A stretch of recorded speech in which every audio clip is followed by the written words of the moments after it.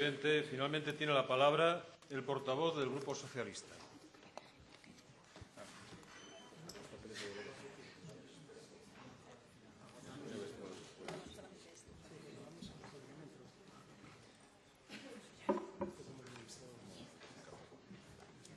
Señor presidente, señorías, señor Cascos, si hubiera usted corrido tanto durante el Gobierno como cuando leyó el discurso, otro gallo hubiera cantado, ¿eh?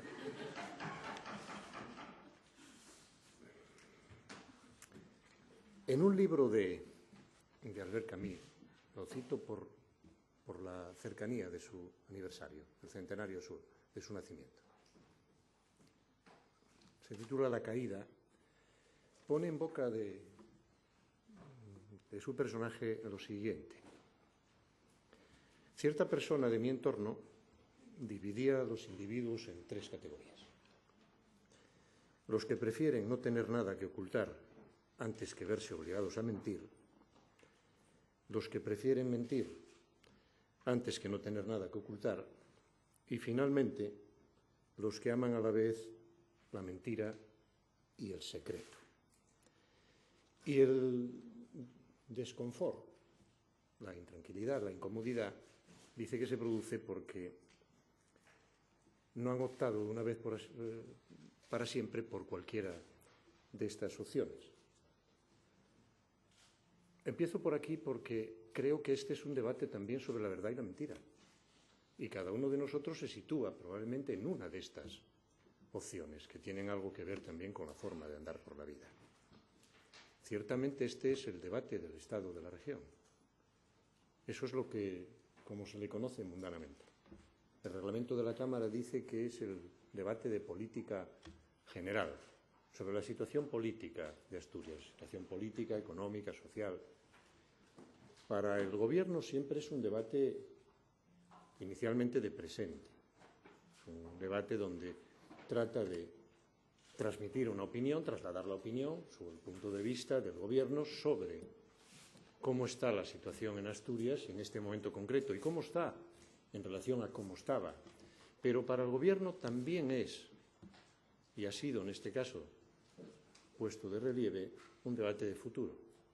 Se trata de analizar, de trasladar a la opinión pública, al resto de los grupos parlamentarios, por supuesto, la eficacia de las políticas que se ponen en marcha, cómo pueden funcionar y cómo pueden permitir que las cosas estén mejor en el futuro que están ahora. Digo para el Gobierno. Ciertamente siempre hay alguien para el que este debate es un debate de pasado. Es un debate de pasado y aunque se pretenda vestir con los datos del presente, sigue siendo un debate de pasado, un debate de un pasado que incluso desgraciadamente ni siquiera existió. Este no fue el pasado que se nos trata de vender aquí en relación con la situación de presente, no existió, porque, señor Cascos, tengo que decírselo yo también, usted representa políticamente aquí el fracaso político. Eso es lo que representa aquí. Pero no lo representa usted solo, porque el fracaso político es el fracaso político de la derecha en el momento que usted accedió al Gobierno. Y quiéralo o no, nosotros tenemos la responsabilidad y la obligación de volver a decirle a usted que representa el fracaso político. Porque su pasado no es, en este caso, tan pasado, es un pasado muy reciente. Pasado, señorías, ya no nos interesa demasiado. Pero este también es un debate de prioridades. Y aparentemente así tenía que haber sido. Dijimos no hace mucho, en esta misma Cámara, que convendría, nos lo decíamos a nosotros mismos, pero es evidente que es un mensaje que referimos al resto de los grupos parlamentarios, que convendría no equivocarse en las prioridades políticas. Y todos hemos dicho aquí que las prioridades son el empleo, la industria, la actividad económica, la que genera, la que es capaz de crear actividad económica y empleo. Pero, una vez dicho, hemos vuelto a lo que nosotros consideramos que es más importante en el debate de hoy. Pero sigue siendo el empleo, sigue siendo la actividad económica, sigue siendo el conjunto de políticas que determinan una política industrial, el conjunto de políticas que se ponen al servicio del desarrollo económico. Por eso hay que hablar de las infraestructuras, por eso hay que hablar de los equipamientos, por eso hay que hablar de las dotaciones, por eso hay que hablar de la regasificadora, por eso hay que hablar del gasoducto, por eso hay que hablar del medio rural, como políticas al servicio del desarrollo económico.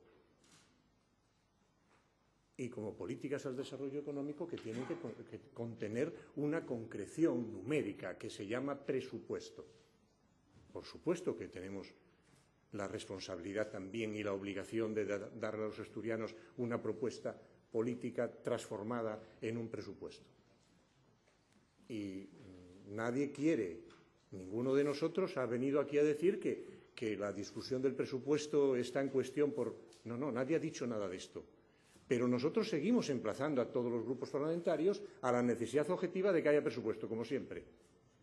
Y además, cuando se hacen propuestas que tienen un contenido objetivo de pacto y de acuerdo, como las que se han hecho aquí por algún grupo parlamentario, cuando se dice no vamos a rechazar un pacto sobre el mantenimiento de los servicios públicos, ni un pacto sobre las infraestructuras troncales. Por supuesto, ha aceptado el envite, sin duda ninguna, ha recogido el guante, pero eso se concreta de una manera muy precisa en los presupuestos. Y ese es un debate que tiene una concreción año a año.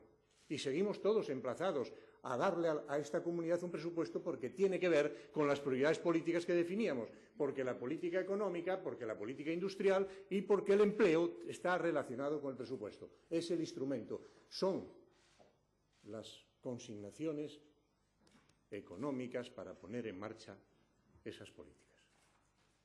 Y no vamos a rehuir ningún debate que pueda condicionar o no esta discusión. Espero que no. Espero sencillamente o sinceramente que esa especie de amenaza que sobrevoló la discusión del día de hoy desaparezca, porque la metáfora de nuestro tiempo en esta materia puede ser lo que está pasando en Estados Unidos. Esta especie de condicionamiento de una decisión política que tiene que resolver los presupuestos y la financiación de los servicios y de los empleos condicionado a la aprobación de una ley. Es posiblemente una metáfora que sirva para determinar lo que no conviene. Pero tampoco tenemos ninguna necesidad de rehuir el debate alrededor del cumplimiento o no de los acuerdos políticos. No vamos a hacerlo porque cumplimos escrupulosamente el acuerdo político en el aspecto que sobrevuela en este debate, en la posibilidad de la reforma electoral.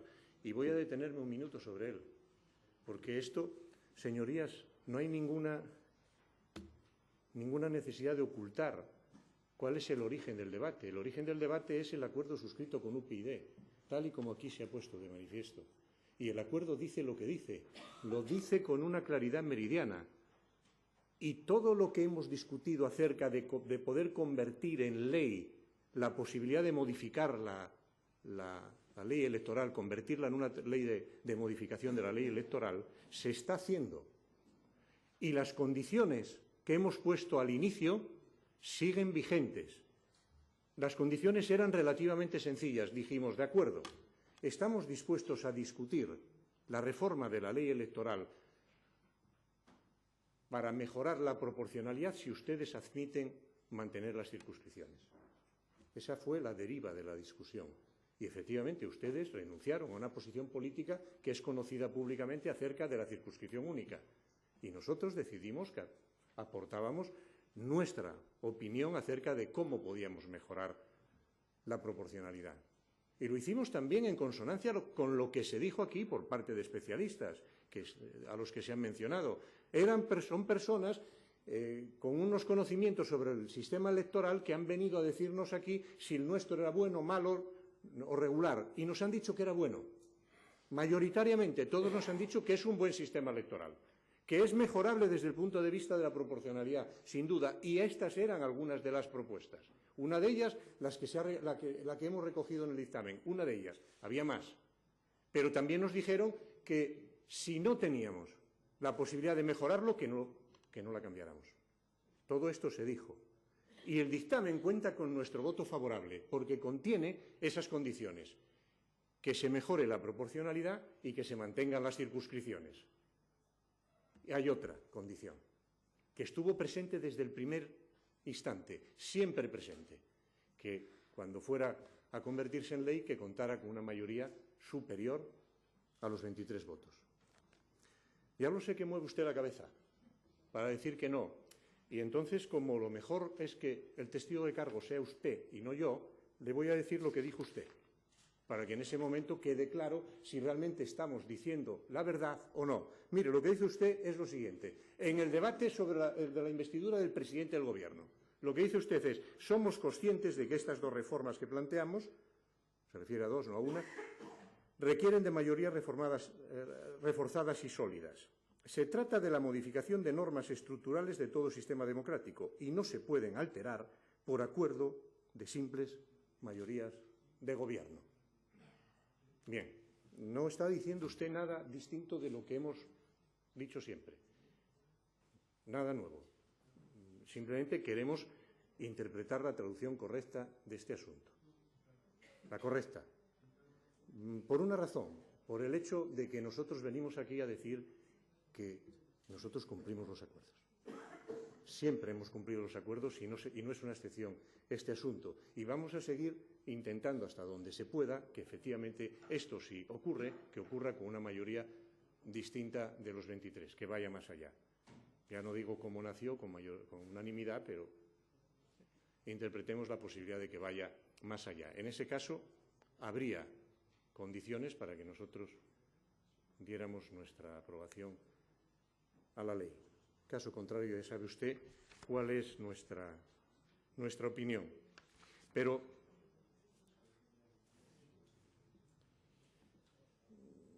lógicamente yo no vengo aquí a hacer un debate con lo que se dijo o con lo que quedó por decir. El debate ya se ha realizado. Evidentemente, la posición del Grupo Socialista no resultaría adecuada que fuera a referirse a aquellos aspectos que a mí me podían considerar llamativos del discurso de otros y hacer hincapié en ellos. Probablemente cometeríamos el error de ponerle una puntilla a quien ya no la necesita. Pero es posible siempre recordar una cosa: cómo tienen algunos propuestas para mejorar el empleo y la actividad económica donde no gobiernan. Donde no gobiernan tienen soluciones para todo.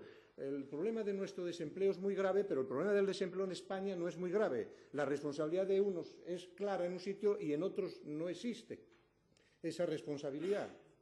Porque sería una lástima que, teniendo ustedes magníficas propuestas alrededor del desarrollo económico, de la innovación para mejorar la actividad y para crear empleo, no se la cuenten ustedes a sus correligionarios en otras comunidades que tienen los mismos problemas o más graves, y al propio presidente del Gobierno de España, con el que realmente tenemos un serio problema de empleo. Vayan y cuéntenselo, porque se lo están perdiendo. Porque resulta que en Asturias hay alguien que sabe cómo se soluciona eso, pero no se lo cuenta ni a Rajoy ni a los presidentes de la comunidad correligionarios del Partido Popular, que buena falta le hace. Buena falta le hace. Le podría hasta discutir si seguimos con el debate de del mastodóntico tamaño del sector público asturiano. De broma ya se le dijo alguna vez que usted puede tener algún problema con el tamaño, pero ni de broma. Esto ni es mastodóntico ni requiere. Si quiere, le pongo algún ejemplo de otras comunidades autónomas en cómo se configura su sector público y compare y analícelo en función no en función del órgano, sino de la función que realiza. Y en ese momento diga usted si suprimimos el órgano o la función, que yo creo que va más por lo segundo, por suprimir la función. El debate, evidentemente, sobre esta materia está hecho. Pero este debate tiene otro componente. Es, sin duda ninguna, algo que quedó un tanto relegado por las razones que sean. Es el estado en el que el Gobierno de España deja la región. También se podía titular así, porque las decisiones del Gobierno de España afectan al estado de nuestra comunidad de una manera muy seria. Hemos mencionado algunas de ellas. El recurso al déficit público. Hemos tenido que recurrir porque no está reñido recurrir a algo que es injusto y que es inconveniente para nuestra comunidad con la lealtad y con la cooperación institucional. Pero el recurso al déficit público es porque han tomado una decisión en España que afecta negativamente a nuestra comunidad. Negativamente. Afecta negativamente a nuestra comunidad porque son recursos para financiar políticas públicas que se nos hurtan a la capacidad de inversión y a la capacidad de gasto. Y lo hemos tenido que recurrir. Decisión política del Gobierno de España. O la decisión de recurrir los fondos mineros. Decisión política de los fondos del Gobierno de España. O la ley presupuestaria. Se han presentado los presupuestos generales y fíjese usted, el hecho de haber retrasado relativamente respecto a otros años el debate del Estado de la región ha evitado la coincidencia de la presentación de los presupuestos con este debate, que era un clásico. Era un clásico. ¿Y se acuerdan ustedes de cómo se analizaba la inversión pública del Estado? ¿Se acuerdan ustedes con qué minuciosidad se analizaban los kilómetros de autovía, las consignaciones presupuestarias que aparecían en el presupuesto? Han desaparecido. Han desaparecido. La inversión pública en el presupuesto ha descendido un 31% respecto al presupuesto anterior. No le digo nada ya respecto a 2010, cuando teníamos un volumen de inversión distinto. Y todo el mundo en Asturias, en otras comunidades de España también les ha afectado bastante y han protestado. Todo el mundo ha dicho que era malo, que los presupuestos generales del Estado eran malos para la comunidad autónoma. Todo el mundo menos el PP, menos su presidenta, que ha dicho, debió ser porque se perdió ese capítulo de Barrio Sésamo, que dijo que era bueno. No era bueno, es malo, porque reduce la inversión, y lo sabe también el señor Montoro. Es la primera vez que el ministro de Economía dice que la inversión pública no tiene nada que ver con el desarrollo económico. La inversión pública, que tiene que ver aproximadamente con un impacto del 20% del Producto Bruto en España. No tiene nada que ver. Es la primera vez que en Asturias no tiene nada que ver la inversión pública con el desarrollo. No tiene nada que ver con la culminación de nuestras infraestructuras en materia de ferrocarril, porque lo que queremos ya no es seguir discutiendo sobre si inauguraron ustedes el AVE, si hicieron ustedes la variante de Pajares. Ya no queremos discutir eso, queremos discutir que nos digan la verdad sobre lo que van a hacer. Si van a abrir un túnel, si van a abrir los dos, si van a continuar desde León hasta Gijón, si van a parar en León, que nos digan la verdad, que hablen claro.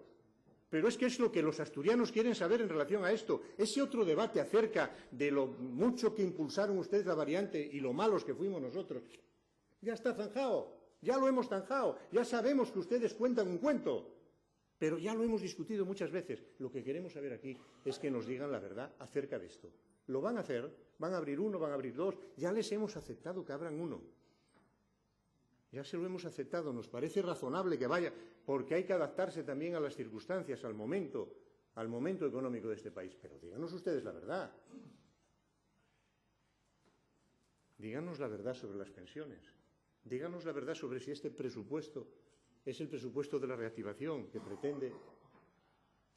pretende decir que incorpora un incremento de las pensiones del 0,25 cuando en realidad está por debajo del crecimiento del coste de la vida. No va a crecer el 0,25, va a crecer menos de lo que crece la vida. Es decir, si crece al 1 perderá el 75% el poder adquisitivo de nuestros pensionistas. Y aquí hay un debate que afecta en este caso a nuestros 300.000 pensionistas.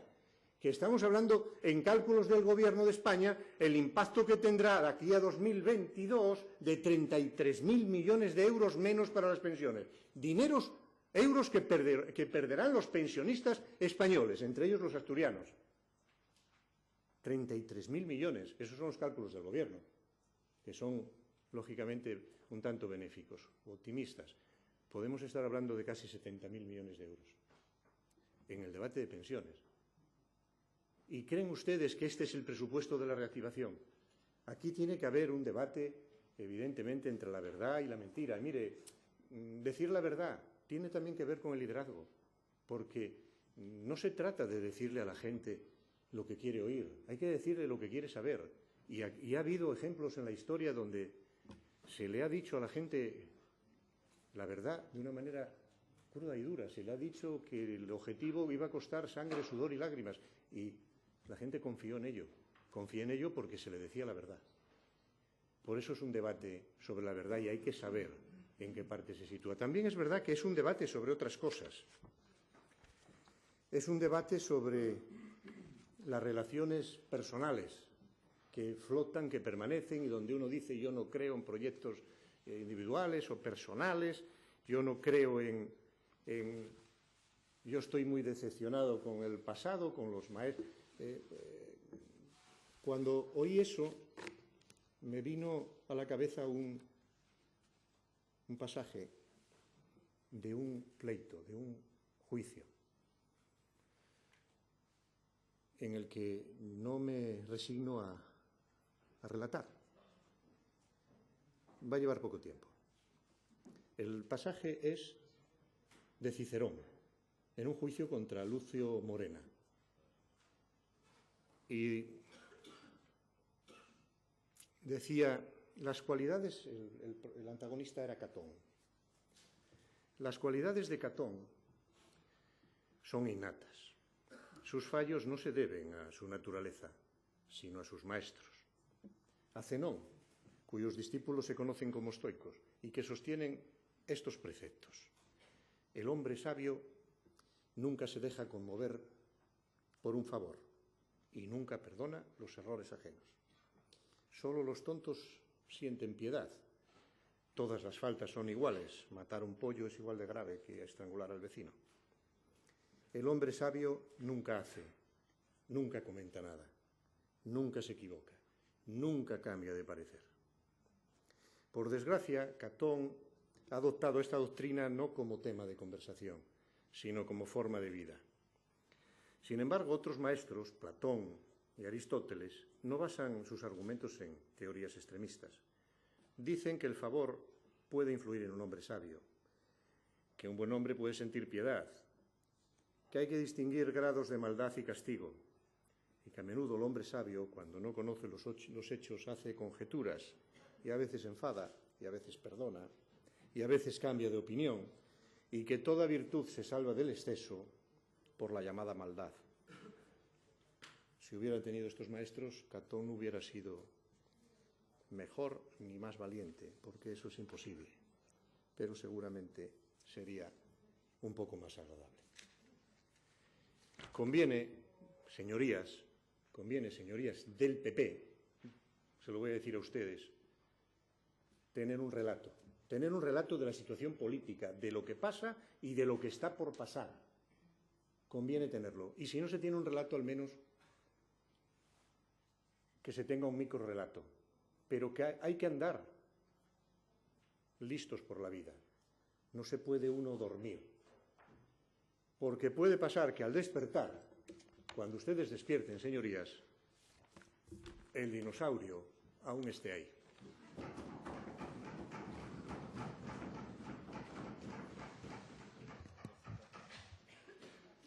Gracias, señor Lastra. No se produce ninguna otra intervención y, por consiguiente, trasladar al conjunto de la Cámara que hemos concluido el debate y que queda abierto el plazo para la presentación de propuestas de resolución hasta las 18 horas del día de hoy y que, de acuerdo con lo que hemos convenido en la Junta de Portavoces, se suspende la sesión hasta mañana a las 9 horas.